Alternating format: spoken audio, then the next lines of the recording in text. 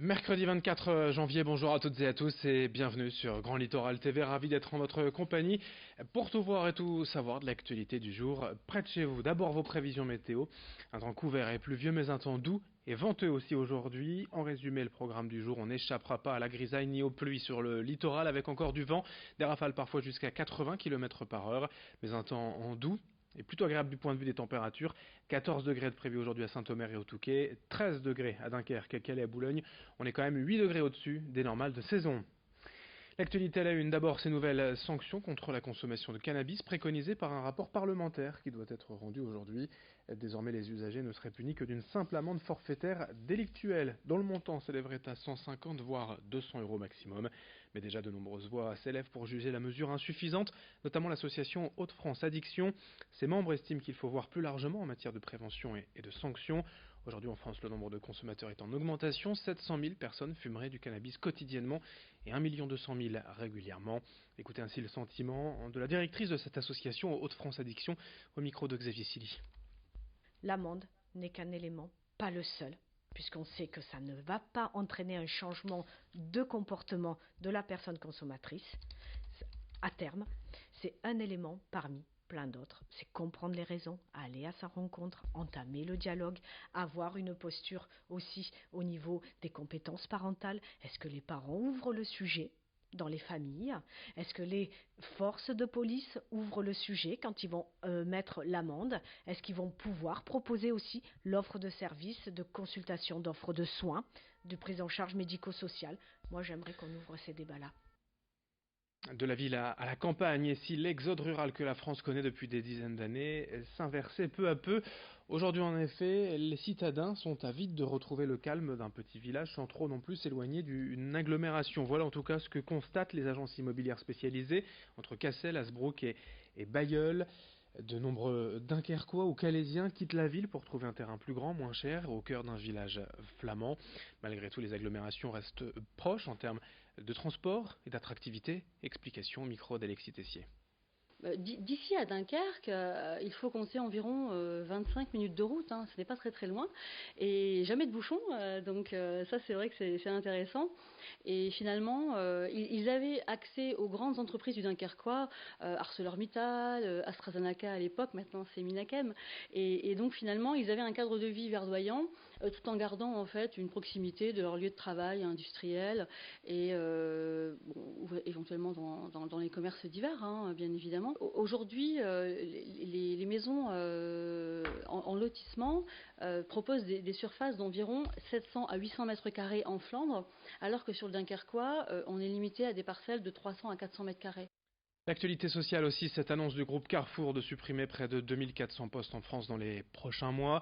Une restructuration globale, le géant de la distribution veut revoir tout son business model en se tournant davantage vers le commerce en ligne ainsi que vers le bio. Une réduction de coûts d'environ 2 milliards d'euros est programmée, et de quoi inquiéter les syndicats de l'entreprise dont se responsable CGT dans la région, joint hier par téléphone. Pourquoi aujourd'hui on arrive à des suppressions de postes? Parce que la bourse a énormément baissé en 2017 et que M. Bompard a besoin de remettre du cash pour satisfaire les actionnaires en gros. On est déjà en restructuration sur les services administratifs et sur les stations essence, c'est estimé à 1000 postes quand même.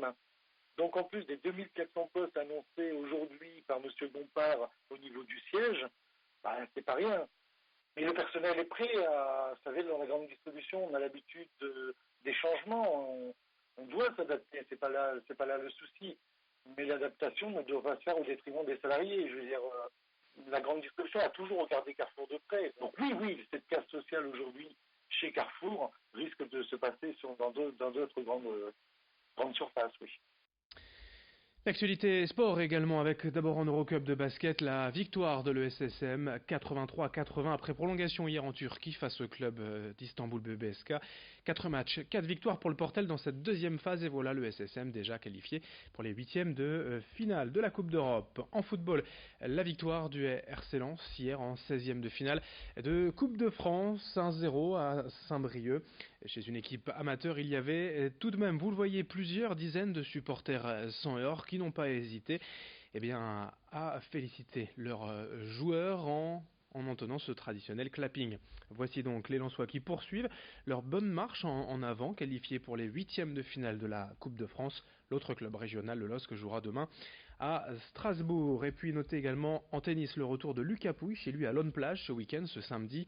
Le numéro 2 français, vainqueur de la Coupe Davis à Lille avec les Bleus en novembre, sera à Lone Plage, salle Coluche, samedi à 17h à la rencontre du public. Pour finir, un peu de musique dans ce journal avec la programmation des spectacles et concerts à venir ces prochains mois dans la région.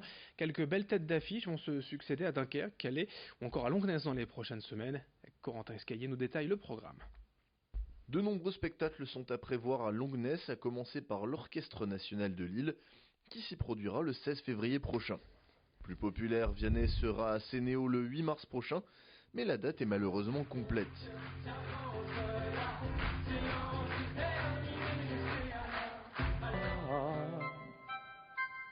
D'abord tes cils, puis tes cheveux.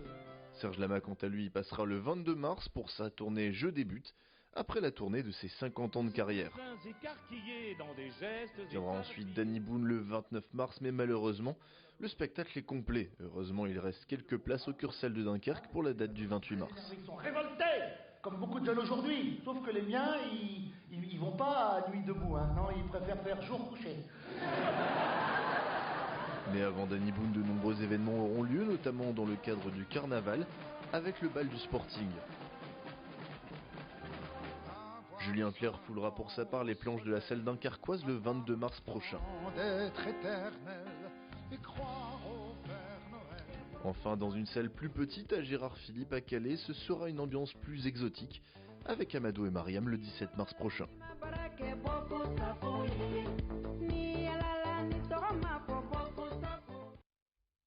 Fin de ce journal, merci à vous de l'avoir suivi. Il me reste tout juste à vous rappeler les horaires des marées. Aujourd'hui à Boulogne, coefficient de 58 avec d'abord dans l'ordre de la journée la prochaine marée haute à 16h25 cet après-midi, prochaine marée basse ce soir peu avant minuit. On en reparlera. Merci de votre fidélité. Mercredi 24 janvier, très belle journée à toutes et à tous ensemble sur Grand Littoral.